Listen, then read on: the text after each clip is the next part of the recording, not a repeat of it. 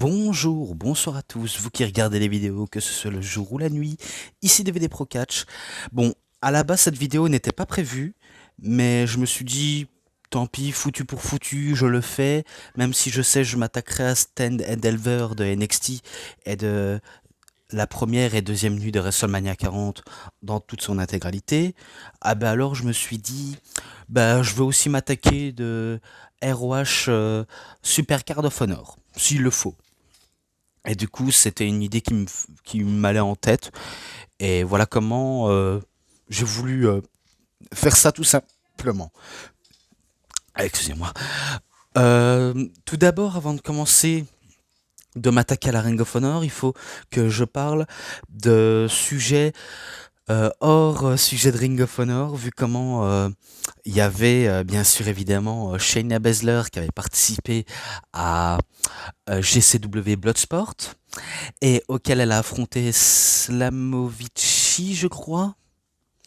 Ou Masha Slamovici, je pense, de chez TNA, et auquel bah, elle a remporté son combat. D'ailleurs, elle n'était pas la seule WWE à aller à la GCW, vu comment il y avait aussi Charlie Dempsey qui a fait une apparition, d'autres anciens comme Timothy Thatcher, et après ceux qui viennent à New Japan et AEW tels que Minoru Suzuki, euh, du côté de la TNA avec Nick Nemeth, donc Dolph Ziggler, qui avait affronté Mike Bailey, Springboard. Et pour terminer, ben, Josh Barnett contre Johnny Bloodsport, qu'on connaît sous le nom de John Morrison, Johnny TV, appelez-le comme vous voulez. Bref, je tenais à faire ce petit court résumé de ce Bloodsport numéro 10 de 2024, excusez-moi, et auquel ben, je préfère même pas trop de m'attarder dessus, vu comment, voilà, je tenais à vous le préciser.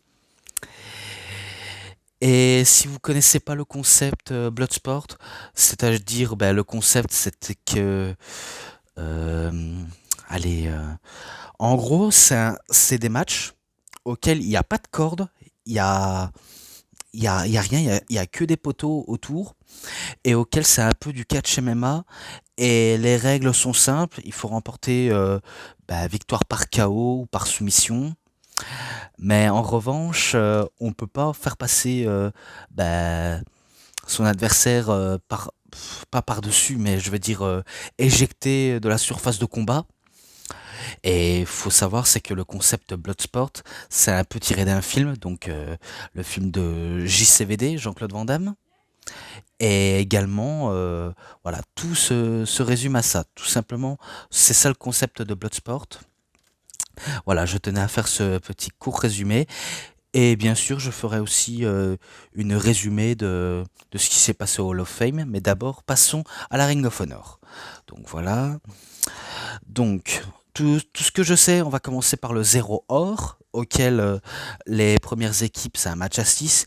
The Athlete Premiers, donc les premières athlètes, équipe composée de Tony Nism, Harry Daivari et Josh Woods contre Smart Mark Sterling.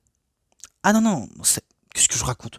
Non, ils étaient accompagnés par Smart Mark Sterling. Je m'excuse, mais ils ont affronté Riff Titus, Tony Deppen et Adam Priest. Donc c'est victoire des premiers athlètes.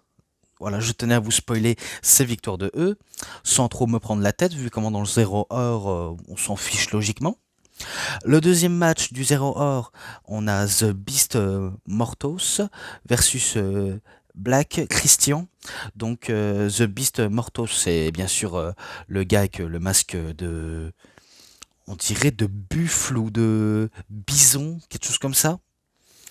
Et ben c'est lui qui bat Black Christian. Tout simplement, voilà, je décide d'aller tout court. J'espère que j'ai trouvé les bonnes photos, parce qu'il y a des photos de tel un tel qui s'affrontent, auxquelles j'ai pas su trop trouver, à part les victoires auxquelles j'ai su capturer en écran. Voilà, donc je tiens à vous signaler, s'il y aurait un trou dans l'accomplissage. Mais bref, donc le troisième match de ce troisième or, enfin zéro or qui est un peu l'équivalent du kick-off, que maintenant le kick-off c'est the countdown. Est-ce que ce sera pour de bon ou juste style on a Philadelphie, on annonce le countdown? Je ne sais pas. Honnêtement, je ne sais pas plus que ça. Mais bon, là c'est un match par équipe de 2 contre 2. Cole Carter, Griff Garrison, accompagné par Maria Bennett Canalis, contre The Spanish Announce Project, donc Angelico et Serpentico. C'est victoire de Cole Carter et Griff Garrison, tout simplement. Je décide d'y aller très vite à ce point-là. Et pour le dernier de ce 0 or, Maria May contre Momo Congo, auquel c'est elle qui remporte la confrontation. Donc court résumé mais simple. Voilà. Et maintenant, je passe à la carte principale. Donc, ça commence directement avec le match pour le titre du monde de la télévision de la Ring of Honor entre Kyle Fletcher contre Lee Johnson. Le match était pas mal, mais en revanche, c'est Kyle Fletcher qui remporte la rivalité. Même si je sais que j'ai suivi pas mal de la rivalité à la Ring of Honor, où j'ai suivi ce qui s'est en déroulé, mais je ne comprenais pas plus que ça. Donc je me suis dit, peut-être tant pis, il faut pas comprendre, vaut mieux regarder que comprendre la logique. C'est ce que mon cerveau me dit de faire, même si c'est pas forcément ce que je dois penser. Mais bon, tant pis, victoire de Kyle Fletcher. Et maintenant, The Imperatrice Nexus Venus, donc équipe composée de Mei Seira, avec Mina Shikarawa et Maika, contre The Tam Nakano et voilà, Queen's Case. Donc Saya Kamitani et AZM ou ASM. Donc c'est un match bien sûr à 6 de femmes pour Stardom Showcase, parce que oui, les catcheuses à Stardom ont leur moment à la Ring of Honor, étrangement. Mais bon, si c'est Tony qui le veut, ben je pense pas que ça pourrait monter en affaire, mais ça pourrait faire plaisir à ces catcheurs et catcheuses.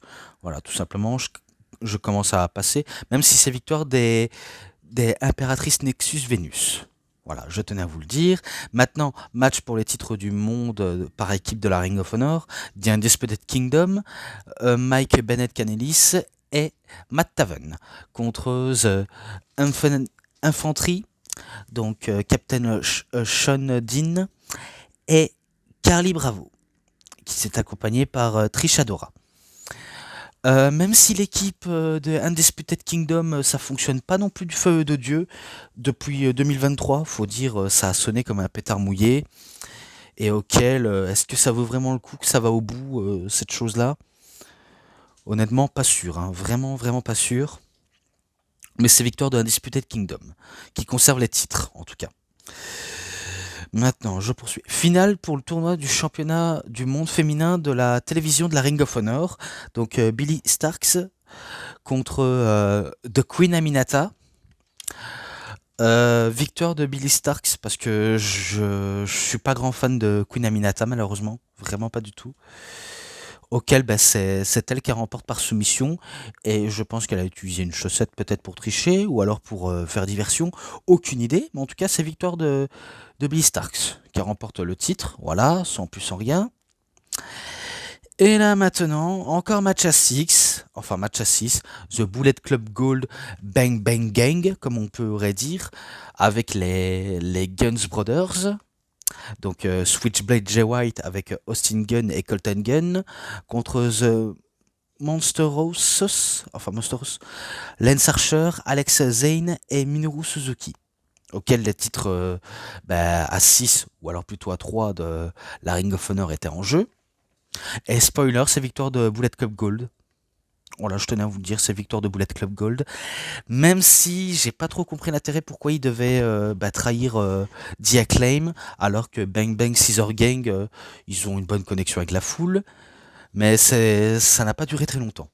Parce que Jay White a décidé de tourner heel.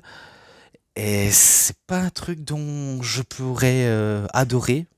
Honnêtement, le booking de la EW est un peu... C'est un peu comme un pétard mouillé, auquel j'insinue personne à devenir fan, car c'est un peu, on va dire, pourri. Mais bon, de toute façon, c'est victoire de Bang Bang Gang Bullet Club Gold. Voilà, tout simplement, sans trop prendre la tête. Je poursuis. Attendez des secondes. Il faut que j'essaie de trouver. Et voilà, j'ai trouvé. Maintenant, match combat sans honneur. Dalton Castle contre Johnny TV, accompagné par Taya Valkyrie. Alors sachez que, comme je l'ai dit, il a affronté Josh Barnett, John Hennigan, enfin Johnny TV, auquel je suis sûr qu'il a peut-être perdu. J'ai j'ai peut-être pas tout vu les résultats, mais je pense qu'il a peut-être perdu face à Josh Barnett, qui est un ancien combattant de UFC et catcheur, et aussi celui qui aborde le concept chaque année. Mais bon, de toute façon, c'est victoire de Dalton Castle, hein, car il bat John Nitivi parce qu'il était diminué de la veille d'hier soir, ou peut-être il y a 2 jours, je ne sais pas. Mais en tout cas, peut-être que j'aurais préféré victoire de Johnny TV, mais le destin du booking en a décidé autrement. C'est tout ce que j'ai à dire comme argument. Et maintenant, match pour le titre féminin du monde de la Ring of Honor, en match simple bien sûr, Athena contre Hikaru Shida. Alors, je pense que Athena, ça fait 1 an ou 2 qu'elle est championne. Soit je me trompe, soit j'ai peut-être raison, mais en tout cas, je pense qu'elle est championne. Et bien sûr, elle est championne depuis 2 ans, mais ça commence à faire long, et aussi, on commence à n'avoir rien à battre de son règne. C'est comme de la catcheuse en elle-même, on commence à n'avoir rien à faire. C'est un peu triste, mais c'est une triste vérité. Mais bon, c'est assez compliqué à l'expliquer, si ce n'est que bah, son règne ne fonctionne pas du tout, même si elle catch que très régulièrement, mais en même temps, on la voit quasiment chaque semaine, on la voit pas du tout. Parce qu'on la voit quasiment jamais chaque semaine. Et du coup, ben, on se dit, est-ce que Tony sert des catcheuses auxquelles il va les mettre en avant? Peut-être pas. Peut-être vraiment pas, vu comment il sait pas quoi faire de ses lutteuses et lutteurs. Et pourtant, il continue à mettre over Athena, et auquel il doit remporter ben, son titre. Donc elle conserve son titre, et il n'y a pas de changement de main. Vraiment, c'est encore Athena qui remporte le titre, même si j'ai un gros problème avec son règne, alors que Hikaru Shida pourrait peut-être triompher la division féminin de la Ring of Honor, du fait que les titres soient chez Ring of Honor et pas chez AEW. N'est-ce pas, Tony Khan? Il faut que tu prennes tes décisions à l'amiable, mets les titres là-bas, mais pas dans les rosters principaux. Donc voilà. Voilà, j'avais pas grand-chose à dire, si ce n'est que c'est victoire de Athena, tout simplement. Et là, maintenant, ben, le main event, c'est le main event auquel Mark Briscoe... attendez. Bizarre, il y a des voix, j'ai l'impression que je suis fou, que j'entends des voix, mais non. J'ai dit le main event, vu comment ça compose Mark Briscoe face à Eddie Kingston, le Mad King. Alors, auquel, ben, il était temps d'avoir un changement de titre, vu comment on sait que Eddie Kingston a été un champion qui était présent chaque semaine. Pas toujours chez Ring of Honor, mais plus du côté d'AEW. d'NJPW Strong, j'en parle même pas, vu comment il est quasiment presque jamais là, et auquel il met pas forcément toujours son titre en jeu, à part du côté de la AEW. J'ai rien contre le fait qu'il a été un champion très téméraire, mais selon moi, c'est un peu assez léger.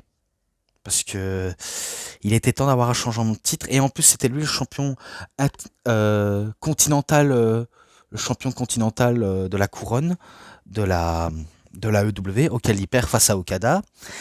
Et ben maintenant c'est le moment du sacre pour Mark Briscoe, vu comment il a attendu tellement d'années pour obtenir ce titre, et aussi depuis l'année dernière auquel son frère a complètement disparu. Oui, parce qu'il nous a terriblement quittés. et auquel il veut leur rendre hommage à chaque fois de ses matchs. Et il voudrait remporter le titre en lot de consolation et peut-être en récompense après toutes ces années de loyaux services. Voilà. Même si Kingston a tenté des offenses un peu brutaux, mais après il y a des offenses assez minables de Kingston. Ça n'a jamais été le gars le plus technique au monde, ça n'a jamais été un des meilleurs lutteurs, au contraire. Briscoe, c'est, je pourrais dire pareil, mais ça va, ça peut encore aller, même si on peut aimer ou pas le personnage, mais c'est vrai que Mark Briscoe, il a une dégaine d'un plouc, d'un clochard, d'un ce que vous voulez. Mais quand tu le fais un truc tellement émouvant et attachant, surtout quand tu mets la famille, il y a de quoi de rendre ça un peu plus émouvant. Donc je crois que ça pourrait le faire. D'ailleurs, c'est ce qu'il y a eu, car le public était, je crois, à fond derrière Mark Briscoe et qui voulait le voir gagner. Et d'ailleurs, c'est ce qui s'est passé. Car il a utilisé son package pile driver à la manière de son frère. Et il a remporté grâce à cette prise. Donc en tout cas, c'est victoire de Mark Briscoe, qui célèbre avec le public de la Ring of Honor et par les lutteurs en même temps. Et ça, c'est un feel-good moment, un happy ending pour terminer le show de Supercard of Honor de 2024. Donc voilà tout. Voilà tout, voilà li, voilà loup. Et voilà. Maintenant, si je veux, je peux faire un petit coup résumé du côté du Hall of Fame, si ça vous fait plaisir. Parce que de toute façon, je peux me le permettre, et auquel il est jamais trop tard pour en permettre. Enfin, je sais bien que ça se dit pas, mais voilà, vous avez compris le délire. Donc, bien sûr, on ouvre le Hall of Fame, et auquel c'est le chef tribal Roman Reigns, auquel il va introniser Paul Heyman. Donc, il fait un discours pour faire accueillir Paul Heyman, et même s'il en profite un petit peu pour un petit peu insulter l'État de Philadelphie pour avoir un petit peu de hit, mais après ça peut passer largement. Voilà quoi, jusqu'à ce qu'il accueille Paul Heyman. Et ce que j'ai aimé dans la promo de Paul Heyman, c'est que il va venir avec une caisse, si je crois, auquel il y a quelque chose d'assez spécial, vu comment il va sortir un vieux téléphone sans fil, auquel ça a fait sa gimmick de Polly in Dangerously, mais aussi sa veste en cuir, son casque de, de moniteur, casquette de la ECW, vu comment il sait qu'il est à Philadelphie et vu comment les fans de catch de Philadelphie savent que c'est lui qui a relancé la ECW, c'est lui le promoteur et c'est lui qui a fait révolutionner ce business. Auquel ils ont vite compris le message et que c'est un peu lui le parrain de la ECW, euh, un ambassadeur, un gourou d'une secte, si on peut le dire, et que bien sûr il va parler des nombreux catcheurs auxquels il a côtoyé, comme tels que Rob Van Dam, tels que les Dudley Boys, je pense. Et j'en passe d'autres, hein, j'en passe vraiment d'autres. Même si on sait qu'au début, il a commencé en tant que photographe, jeune photographe, et auquel il voulait directement se lancer dans le catch, mais en tant que manager pour la gimmick de Pauline Dangerously, et après plus tard en tant que promoteur et renouveau manager. Même s'il peut donner des conseils aux jeunes, tout, etc. Bref, il a des multiples facettes, vraiment des multiples facettes. Donc il a parlé de ça. Après, il parlait évidemment de ceux qu'il a notamment porté sous son aile. Il va pas parler de ceux qui ne devraient plus être cités comme Cesaro, Ryback, Curtis Axel. Je pense pas qu'il va les citer ces gars-là, même pas Heidenreich et j'en passe. Il va pas citer cela, mais en tout cas, il va citer notamment Roman Reigns, CM Punk et bien sûr Brock Lesnar. Alors que logiquement, on doit pas dire le nom vu comment il est un peu tabou, mais vu comment il est Hall of Famer, il peut se le permettre. Je pense que il voulait juste faire ça pour son discours.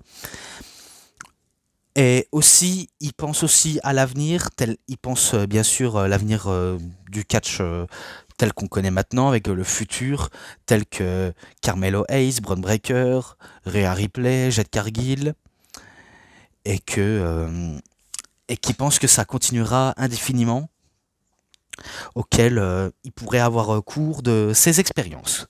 Et il sait qu'il est aux côtés de Roman Reigns, son chef de tribu auquel il est tellement proche, de Jimmy de Solo, vu comment il a tellement managé tellement de lutteurs. Vraiment des lutteurs pareils. Et il sait qu'il va manager Roman Reigns pendant les 2 nuits, et aussi plus particulièrement The Rock. Donc pour ça c'est une grosse occasion, une grosse bien sûr. Et auquel je pense que j'en ai fini avec tout ça, vu comment il va nous spoiler comment la Bloodline va se débarrasser de Cody Rhodes et même de Seth Rollins, et j'en passe de n'importe qui. Bref, il nous spoil tout, hein. Mister Spoil, comme on devrait l'appeler. Et là, je poursuis avec Alundra Blaze ou Madusa, qui intronise Bull Nakano, auquel, vu comment elle avait déjà affronté Bull Nakano par le passé, donc c'est la seule et unique occasion d'introniser son ancienne rivale, mais amie dans la vraie vie. Auquel c'était pas mal, je vais pas vous le mentir, c'était vraiment, vraiment, vraiment pas mal. Et ensuite, je poursuis avec l'intronisation de Mohamed Ali. Je sais que c'est Undertaker, un premier temps, qui va introniser Mohamed Ali. Et après qu'il aura dit des belles paroles à propos de Mohamed Ali, il fait accueillir la femme de Mohamed Ali, donc Loni Ali, auquel elle va faire un discours comme quoi c'est un très très grand boxeur. Il n'y a aucun doute, c'est vrai que c'est un très grand boxeur, auquel il s'est battu pour, euh, pour son petite indépendance, sur son côté porte-parole, bref. Il y a tellement de paroles auxquelles il faut vraiment avoir eu au cours. Mais après, il y a aussi l'apparition de The Rock qui arrive et auquel il va dire des bonnes paroles auxquelles sont un peu réelles. Par exemple, il dit que Mohamed Ali, ça a toujours été son héros, vu comment il était fan de lui quand il était petit, et aussi, pas par hasard, le père de The Rock, Sulman Rocky Johnson, était le sparring partner de Mohamed Ali. Donc c'est vrai qu'il y a un côté assez proche aussi. Et en même temps, c'est vrai qu'en étant petit, j'ai vu une photo de lui étant petit, The Rock, comme quoi il voulait se prendre pour Mohamed Ali, vu comment il était très fan de ce boxeur. Ok, on comprend. Et à ce qui paraît, quand il était dans la Nation of Domination, il leur aurait dit, entre guillemets, que ce serait Mohamed Ali qui l'aurait surnommé à The Rock The People's Champ. Peut-être quand il était face ou alors quand il était heel, je ne sais pas, mais en tout cas, c'est ce que lui semble dire. Et pour l'occasion, il offre le titre de People's Champ, auquel il a été customisé notamment pour The Rock, mais aussi pour la veuve de Mohamed Ali, auquel je trouve ça tellement symbolique et, et tellement émouvant à la fois, même si c'est rare pour souligner The Rock, je vais pas vous le cacher, parce que qu'on aime ou qu'on n'aime pas The Rock, c'est vrai qu'il a il a un côté si particulier, même si on n'est pas forcément obligé d'aimer ce qu'il fait. En même temps, avec un homme avec autant de charisme, il y a de quoi aussi d'être sublimé aussi. Tellement de choses. Et bon, de toute façon, ça se termine là-dessus. Et maintenant, l'intronisation des US Express. Alors, à ce que je sais, c'est lié à la famille de Bray Wyatt de Bodalas. Donc, les personnes sont Mike Rotunda et Barry Windham, auquel c'est lié bien sûr à la famille de Bray Wyatt, comme j'ai dit. Je sais que ça va commencer par Tyler Rotunda, donc Bodalas, et sa sœur Mika Rotunda, qui vont d'abord rendre hommage à Bray Wyatt. Et si je pense que vous avez vu le reportage sur la vie et la carrière de Bray Wyatt, à ce que j'ai entendu comme spoil, entre guillemets, je crois que je me suis fait un peu spoiler, comme quoi la gimmick de Oncle Audi serait de retour et ce serait Bo Dallas qui l'incarnerait. De toute façon, on savait que c'était lui qui incarnerait le personnage, mais excusez-moi si vous entendez le bruit de moto, c'est parce qu'on n'est pas tranquille ici. Oui, c'est fort possible qu'il pourrait revenir sur les rings avec la gimmick de Oncle Audi, mais là pour l'instant, il accueille ses oncles, je crois, Mike Rotunda et Barry Windham. Enfin, on va dire ça entre les guillemets, même si c'est pas, on va dire l'oncle, mais bon, Mike Rotunda, on va pas dire que c'est le cas. Mais bon, de toute façon, ils se font introniser et que son père, donc Mike Rotunda, il, il cite toutes les belles paroles à l'univers de la WWE. Pareil pour Barry Windham, auquel il, il remercie tous les fans d'être présents ce soir. Ils se rappellent de leur match à WrestleMania 1, si je crois bien, et ils en profitent pour faire un hommage à la fin du segment. Mais bon, de toute façon, maintenant on passe. Le New Day arrive pour introniser The Thunderbolt Patterson. Donc ils vont faire un petit discours par rapport à Patterson. Et après, jusqu'à ce que Patterson arrive, auquel je pense que c'est un des rares noirs américains à avoir été champion.